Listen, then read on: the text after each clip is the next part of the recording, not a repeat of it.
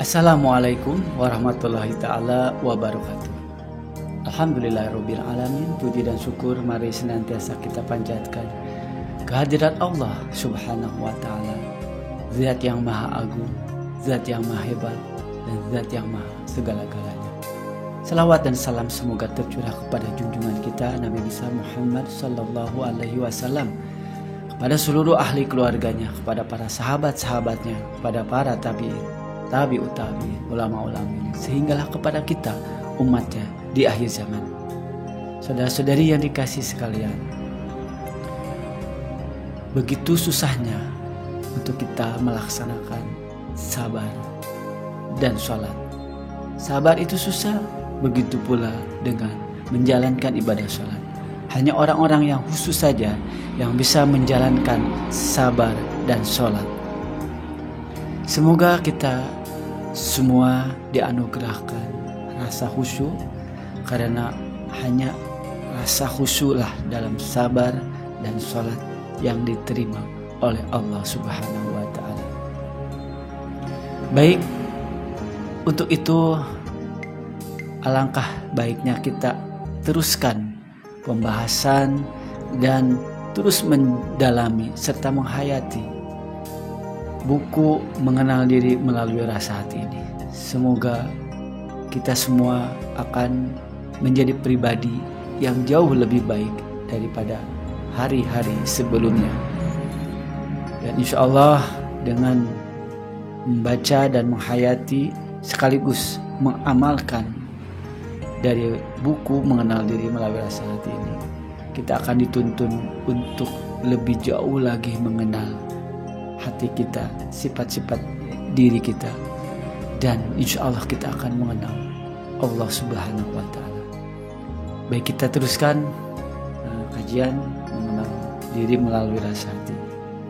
Tanpa rasa khusyuk, kita tidak akan dapat mengalahkan hawa nafsu dan syaitan yang senantiasa bersungguh-sungguh mengajak kita menderhakai Allah subhanahu wa ta'ala. Itulah panduan kita memperjuangkan Islam dalam diri kita.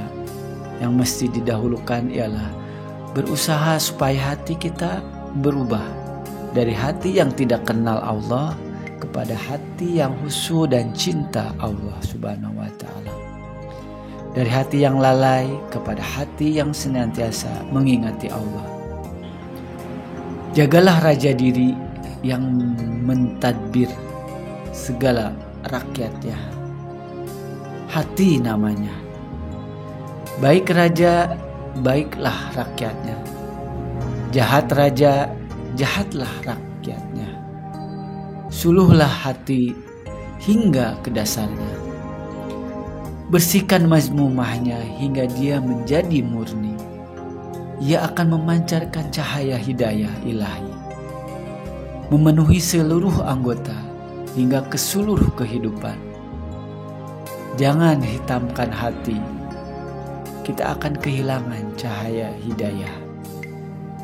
Fisik akan hidup terombang-ambing di dalam kegelapan. Tanda hati itu hitam ada 3 perkara: tidak terkejut dengan dosa-dosa, tidak menjadikan hati tempat ketaatan, tidak menjadikan tempat menerima nasihat. Jika lahir dan batin sama saja ketaatannya, itulah adil namanya. Jika yang batin lebih bersih dari yang lahir, keutamaan namanya. Jika yang lahir nampak bersih, hatinya kotor, fasik atau durhaka. Kalau dibiarkan berterusan, ini akan membawa kepada nifak. Jagalah hati dan bersihkan dengan sungguh-sungguh. Jangan sampai pintunya telah tertutup rapat untuk menerima segala kebaikan. Baik saudara-saudari sekalian yang dikasihi Allah subhanahu wa ta'ala, mudah-mudahan apa tadi yang telah saya bacakan, walaupun pendek, singkat, tapi mengandungi hikmah, dan moga-moga kita selalu dalam hidayah dan kasih sayang dari Allah Subhanahu wa taala. Itu saja mungkin yang bisa disampaikan pada kesempatan kali ini. Moga-moga ada manfaatnya, yang benar datang daripada Allah dan salah dari hawa nafsu saya. Mohon maaf. Billahi hidayah wa taufik. Wassalamualaikum warahmatullahi taala wabarakatuh.